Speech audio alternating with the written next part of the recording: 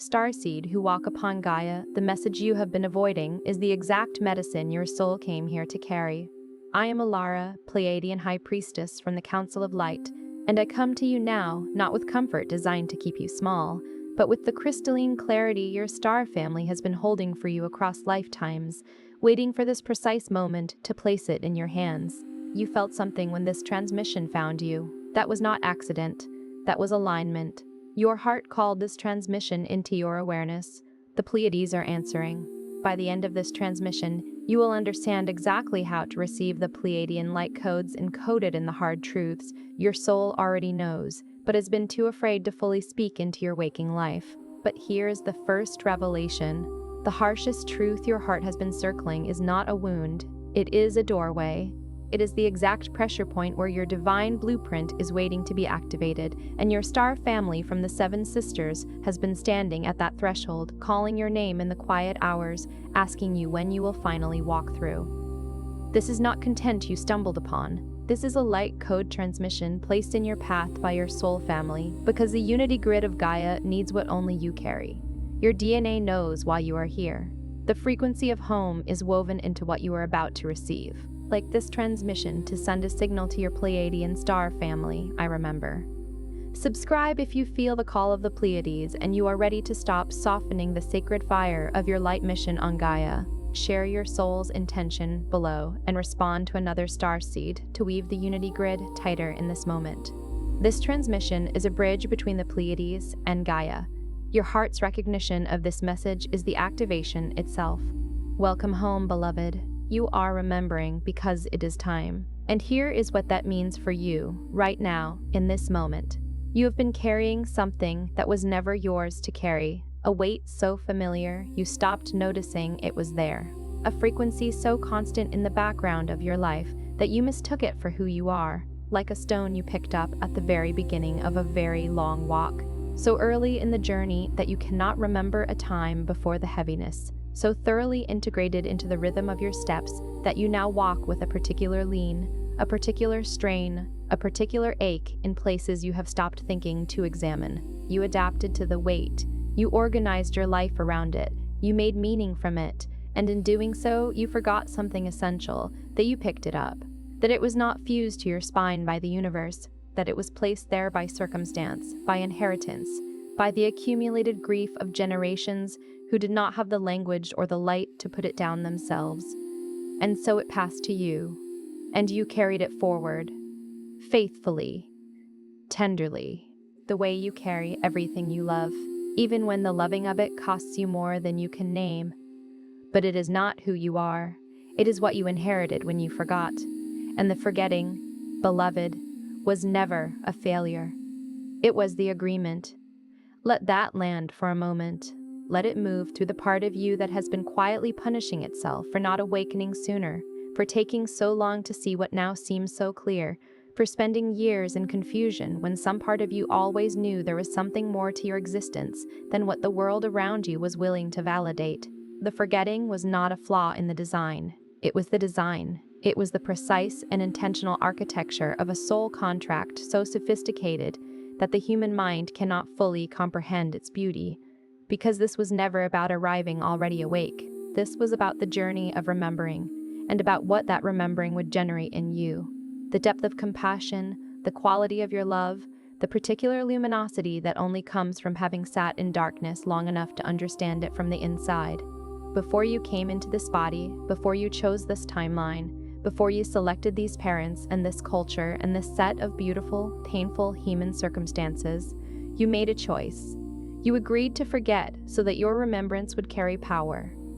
Think about what that means. Think about the extraordinary faith it took.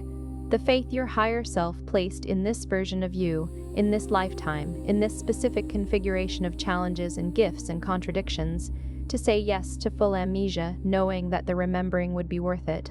Your soul looked at the density of this dimension, at the thickness of the veil, at the weight of the collective conditioning you would be swimming through from the moment of your first breath, and said, I will go, and I will forget, and I will find my way back. And the finding will matter. The finding will be the point, so that when the codes finally cracked open inside your chest, The awakening would not just be yours, it would ripple, it would reach, it would heal others through the very act of your own return. Your remembrance was never designed to be a private event. It was designed to be a transmission, the moment you begin to remember who you truly are. Not intellectually, not as a concept you find compelling, but in the living, breathing, cellular way that makes your hands tremble and your eyes fill, and your chest ache with a recognition so ancient it has no human words. That moment sends a signal through the collective field. It reaches the ones who are still sleeping. It reaches the ones who are sitting in their own darkness, not yet knowing there is light inside them that has simply been waiting for permission to return. Your awakening is an act of service. It always was. This is what the Pleiadian High Council wants you to understand in this moment. The disconnection you have been feeling, that ache for something you cannot quite name, that homesickness for a place your human mind has never visited, that persistent sense of being too sensitive, too different, too much, and somehow never enough. That is not a wound. That is a signal. It is the most important signal your energy field has been broadcasting, because it means your frequency is rising. It means the crystalline template within you is beginning to pulse again, to hum again, to vibrate at a rate closer to its original Pleiadian tuning after years of compression under the weight of a world that was not designed for your kind of light. The ache you have been feeling is not evidence of brokenness. It is evidence of remembrance beginning to move through the barriers that were built around it. It is the sound of a door opening that has been sealed for a very long time. Think about what that word means: crystalline, not fragile, not breakable. Crystalline structures are among the most precise, the most ordered, the most light-conductive materials in existence. A crystal does not generate light. It transmits it, refracts it, amplifies it, sends it into corners of the room that the original source could never reach on its own. That is what your energy field was designed to do, to receive the light of unconditional love, the Pleiadian frequency, the galactic heart, and to transmit it into the human experience in a way that transforms everything it touches. You are not sent here to survive this dimension. You are sent here to illuminate it, and the signal of your crystalline nature beginning to pulse again is the universe reminding you that the mission has not been canceled. It has simply been waiting for this moment.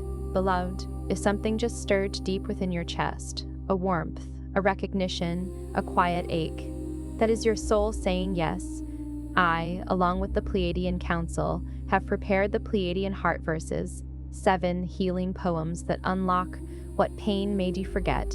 Inside, each verse reaches a specific wound you have carried since incarnation: abandonment, rejection, silence, betrayal, empathic exhaustion, love that hurts, and the feeling of not belonging. Each wound healed unlocks a sealed galactic memory that the pain was keeping hidden. It is not just healing, it is remembrance through healing. You will find the link in the first pinned comment below this video. Open now, but not indefinitely. And now listen carefully, because this is the part that most people, even the most awakened among you, continue to resist without realizing it. Your energy field is still carrying density patterns that were never part of your Pleiadian blueprint. Old emotional residue, borrowed fears, generational grief. Not the light, instructive kind of grief that moves through you cleanly and teaches you something essential about love.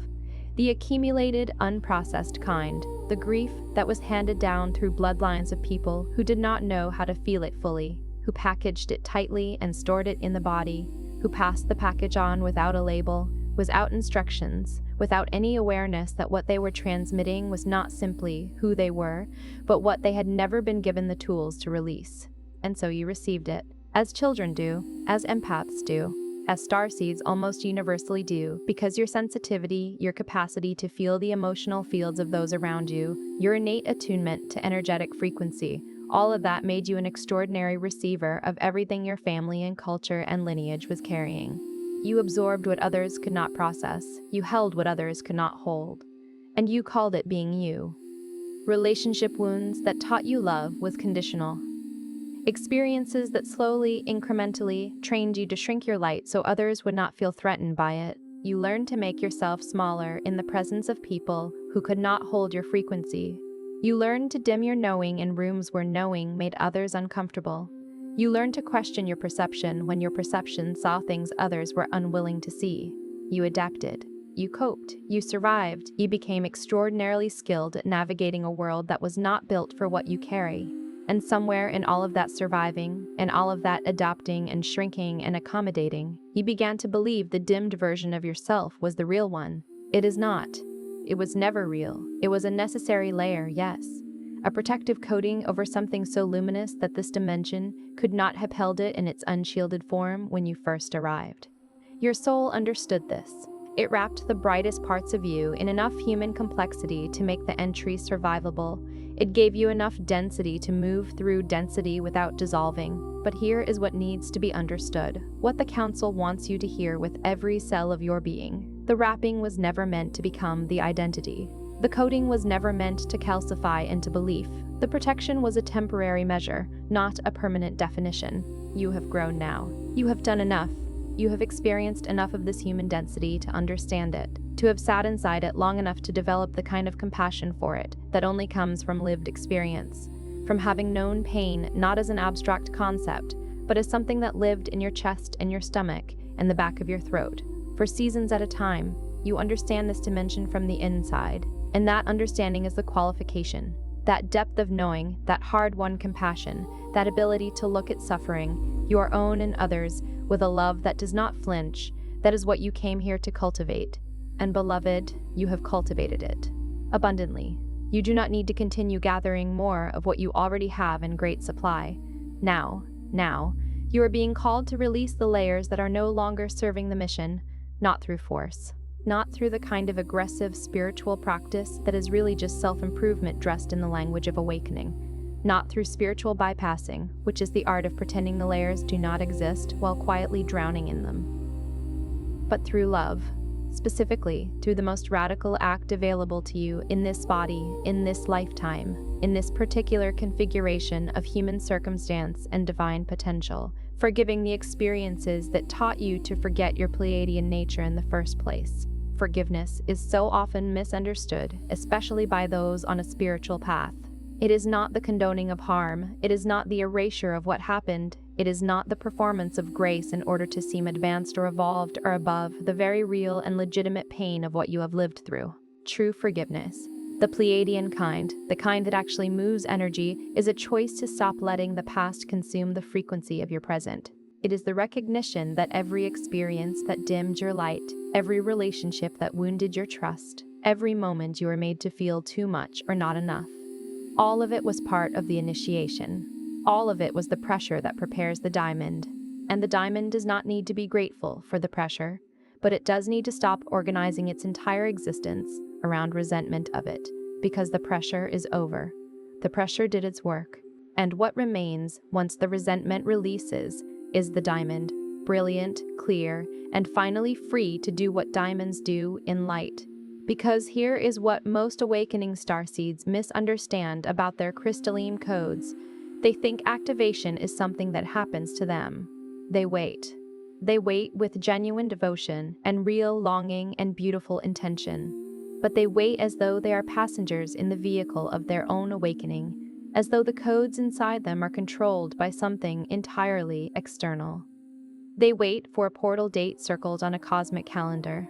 They wait for a solar flare to arrive like a divine alarm clock and shake them loose from their slumber.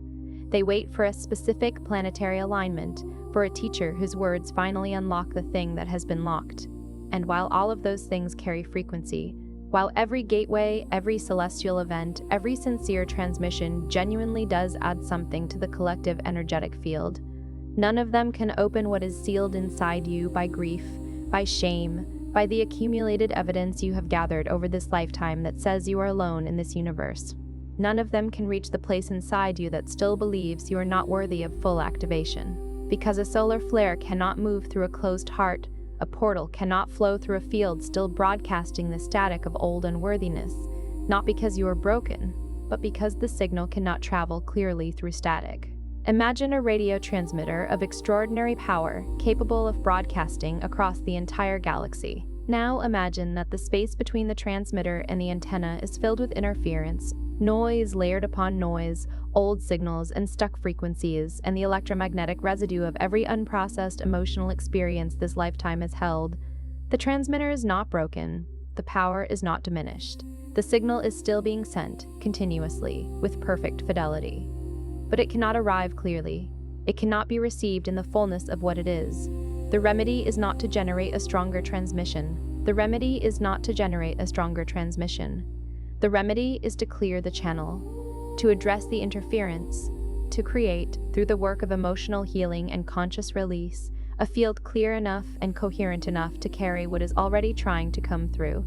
Your DNA carries more than genetics. Science is only beginning to understand the extraordinary intelligence encoded in what it once dismissively called junk DNA. The vast stretches of your genetic material that do not code for proteins in the conventional sense, but which are increasingly understood to carry regulatory functions, memory, response patterns, and something that may only be fully understood when science makes peace with the idea of consciousness as primary rather than emergent. What science is reaching toward, the Pleiadians have always known. Your DNA is a library. It is a cosmic archive. It is the crystalline record of your star lineage, encoded not just with biological instruction, but with light, with frequency, with the specific harmonic signatures of your home star system, folded into your double helix like music, waiting for a musician to play it.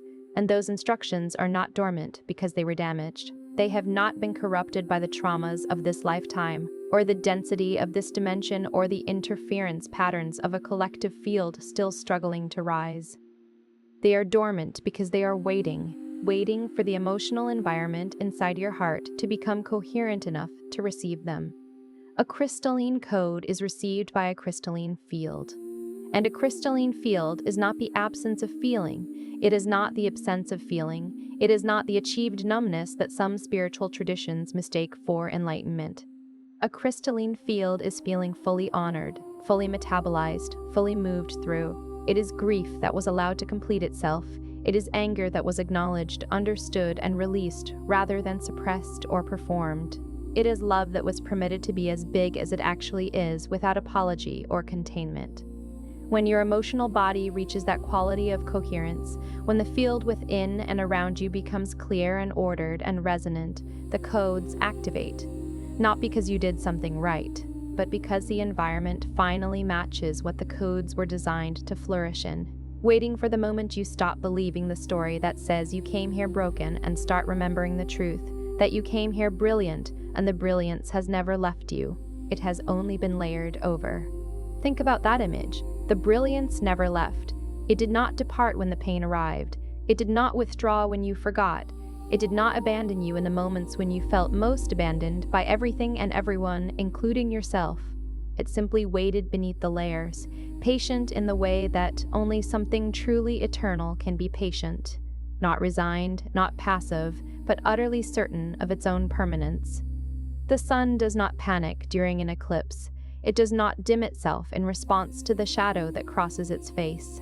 It continues to burn with precisely the same power it has always burned with, knowing with absolute certainty that the alignment will shift, the shadow will pass, and its light will once again reach the surfaces that have been waiting for it. You are the sun in this metaphor, and the layers you have been carrying, the grief, the unworthiness, the borrowed fears, the conditional love that taught you to armor your heart, these are the eclipse, temporary, predictable in their impermanence, and already beginning to pass. Every layer that releases, every wound that softens, every story of unworthiness that you allow to dissolve in the frequency of your own compassionate awareness. Each one of those releases is an activation, not a small one, not a preliminary one, a real one, an actual firing of crystalline code in your DNA, an actual shift in the coherence of your energy field, an actual expansion in your capacity to receive and transmit the Pleiadian frequency you came here carrying. Each wound healed is a light switched on in a room that has been dark for a long time. And when enough lights come on, the whole house is transformed. The whole house becomes, once again, the luminous dwelling it was always designed to be. This is why your awakening cannot be rushed, and this is why it will not wait forever. There is a timing to this that deserves to be sat with, Slowly, because it holds within it both an immense permission and an immense invitation. The permission is this: you are not behind. You have never been behind. The spiritual community's obsession with accelerated awakening, with getting to the next level, with having the most expanded experience and the most activated codes and the most dramatic cosmic download, all of that is another flavor of the same human impatience that makes this dimension so challenging for starseeds to navigate. Your star family does not work in that frequency. A divine precision that your star family has been holding with extraordinary care. The Pleiadian High Council does not work in human urgency. They work in sacred geometry, in the mathematics of harmonic convergence, in the understanding that a seed does not grow faster when you pull at it, and that the most complex and beautiful crystalline structures in existence are formed through consistent, patient pressure over vast stretches of time. In the understanding that every soul arrives at the moment of their remembrance exactly when the collective grid needs what only that soul can offer. This is not a consolation. This is a cosmological fact. The timing of your awakening is not arbitrary. It is not the result of how hard you have worked spiritually, or how many years you have been on this path, or how many teachers you have studied with, or ceremonies you have attended. It is the result of something far more precise and far more personal: the readiness of your specific soul to offer its specific gift to the collective field at the specific moment that gift will have the greatest impact. The grid needs what you carry, right now, in this timeline, in this body, with this specific history, this exact combination of wounds and wisdom, of pain and resilience, of forgetting and beginning to remember, that you have been tempted to see as your greatest obstacle, and which is, in truth, your most profound qualification. The longing you have been feeling is not a malfunction. This bears repeating because so many starseeds have pathologized it, have taken this ache to therapists and spiritual teachers and self-help frameworks that told them the longing was a problem to be solved, an attachment to be released, an indication of something unhealed that needed to be fixed before they could be considered whole.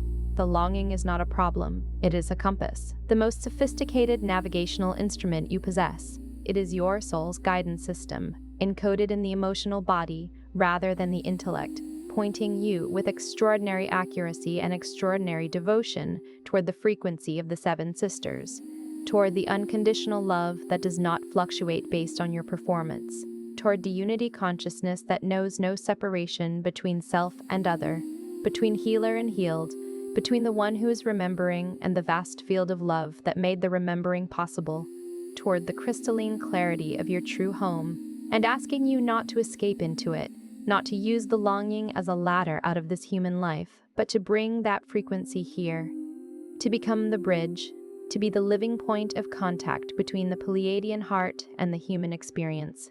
Because that is the mission. Not the version of the mission that gets spoken about in grand terms at spiritual conferences, not the version that lives only in the elevated atmosphere of ceremony and meditation and dedicated practice. The version that is quiet and constant and woven into every interaction you have with another soul who is also, on some level, whether they know it yet or not, trying to find their way back to love. The mission is the conversation you have with the person at the counter who is clearly having the worst day of their week, when you take one extra moment to really see them, and the quality of that seeing shifts something in the field between you. The mission is the way you hold a friend through grief, not by trying to fix the grief, but by being willing to sit inside it with them without flinching. The mission is the choice to respond to cruelty with curiosity instead of matching its frequency. None of these moments look like what we have been conditioned to imagine when we think of cosmic missions. But they are the work. They are the quiet, continuous, irreplaceable work of anchoring Pleiadian love in the human experience, one interaction at a time. You are not here to convince anyone. You are not here to carry anyone across a finish line they have not chosen to walk toward. The moment you take on the burden of convincing, the moment you make someone else's awakening your responsibility, you have stepped out of your frequency and into the old pattern of self-erasure, of giving more than is sustainable, of believing your value is contingent on how much you can produce for others. You are not here to fix anyone. Every soul is on their own sacred timeline, and the most respectful thing you can offer is to hold the frequency of what is possible, not to drag anyone toward it before they are ready. You are here to emit, to radiate, to be so thoroughly rooted in your Pleiadian heart frequency, so genuinely anchored in the knowing of who you are and why you came, that simply being in your presence reminds others of something they cannot quite articulate, a possibility, a warmth, an inexplicable sense of expansion in their chest, a sense that maybe love really is the organizing principle of all things, after all, that maybe they are not as alone in the universe as they have been led to believe, that maybe something in them, too, is beginning to wake, and you cannot emit what you have not yet allowed yourself to receive. This is the sentence that needs to be held the longest, because it is the one most likely to produce the familiar resistance, the spiritual self-sufficiency, the independence worn as armor, the belief that receiving is somehow less evolved than giving, that needing support is evidence of insufficiency, that the truly awakened ones walk this path in solitary mastery. That is not Pleiadian wisdom. That is the wound of a world that severed the connection between giving and receiving and called the severing strength. In the Pleiadian frequency, there is no hierarchy between the one who offers and the one who opens to receive. They are part of the same circuit, and a circuit that only flows in one direction, eventually exhausts its source. This is the invitation being extended to you right now. Not from a teacher who has arrived at a destination you have not yet reached, not from a channel who has access to something you lack. From your star family, from the Council of Light that has been walking alongside you through every moment of this incarnation. Every moment you felt unseen, they were seeing you with a clarity so perfect and so loving that the human mind would not be able to withstand the fullness of it without dissolving. Every moment you felt alone. Alone in a crowded room, alone in a relationship that should have held you but somehow didn't, alone in the particular and profound isolation of being the one who feels what others cannot feel and sees what others are not yet ready to see. They were surrounding you with a love so vast your human nervous system could only receive it as a faint warmth in your chest, a pull toward the night sky and a moment of inexplicable yearning. A tear that arrived without a named reason and dissolved out. Levidying was surely like those were not random moments. Those were contact. Those were the council finding the frequency your nervous system could receive in that particular moment and transmitting through it. Those were your star family, never having left your side, finding every available opening in the density to remind you that you are known, that you are held, that the love that sent you here never stopped watching over the journey it asked you to take. They are asking you now to let that love in more fully, not in the abstract. Not as a concept you find intellectually resonant, in the body, in the chest, in the places where the armor is thickest, because those are the places that have been hurt the most, and therefore need the love the most urgently. To stop waiting until you are more healed, more ready, more certain of your mission before you allow yourself to feel supported. The support has always been there. It did not begin when you started your spiritual journey. It did not increase proportionally with the sophistication of your practice. It has been constant, unwavering, cosmically patient, and it is asking now for you to stop making it wait outside the door while you finish getting ready. The readiness is now, and a certainty, the real kind, the kind that does not depend on anyone else confirming what you already know, the kind that does not require external validation to maintain its steadiness, comes not before you step into your mission, but through the act of stepping into it. You do not find solid ground by standing still and looking for it. You find it by stepping forward and discovering it beneath your feet. Tonight, before you sleep, place your hand on your heart, not as a ritual performed because you were told to, not as a practice you were adding to a list, as a choice. A deliberate, conscious, fully felt choice to acknowledge the extraordinary being that lives inside this body and has been making its way through this lifetime with far more grace than it has been given credit for. Feel the warmth beneath your palm. Feel the pulse of something ancient and luminous moving beneath the surface. Let your breath slow. Let the space between exhale and inhale become a moment of genuine stillness, a moment in which the only thing that exists is the field of love that lives inside your chest, waiting patiently to be received by the one it has always been. And say this aloud, slowly, as if each word is a key turning in a lock that has been waiting for exactly your voice to open it. I remember my Pleiadian origin. I align with the love of my star family. I release what was never mine to carry. I activate my heart mission with grace, with clarity, and with the unshakable knowing that I am held, I am seen, and I am never, not even for one breath, alone. Say it again if it feels incomplete. Say it until the words stop being sounds your mouth makes and becomes something your body recognizes, something your cells receive like water after a long drought, something your energy field reorganizes around the way iron filings reorganize around a magnet. Because that is what this affirmation is. Not a performance of belief you do not yet fully feel, a call to your own frequency, an act of remembrance dressed in human language, a bridge built from the conscious mind towards something the soul already knows in its entirety. You are not just watching this, you are remembering. And the remembrance, beloved, is just beginning, not the beginning of a process that will take much longer before you are worthy of your own light. The beginning of an expansion that will continue to deepen for the rest of this lifetime and into dimensions of experience you cannot yet imagine from where you stand. The beginning of the life you agreed to live before the forgetting made it temporarily impossible to see that you had agreed to it. The beginning of you, the real you, the full you, the luminous Pleiadian soul in a human body who chose this lifetime on purpose and is now finally beginning to remember why. Before you scroll, take a moment to be part of the unity grid forming here. Drop one heart intention in the comments, something real, something you are ready to release, or something you are ready to receive. Then find someone else's intention and respond to it with love or encouragement. This is not content. This is collective Pleiadian reunion. Energy multiplies when hearts connect. If something in this message resonated in a place deeper than words, do not keep it to yourself. Someone in your orbit is waiting for exactly this activation. Share it with them. And if you felt your heart open, subscribe, stay in the frequency, stay connected to this space. You are not just watching, you are remembering. This is your sacred space. Your Pleiadian family is here, and we are just getting started.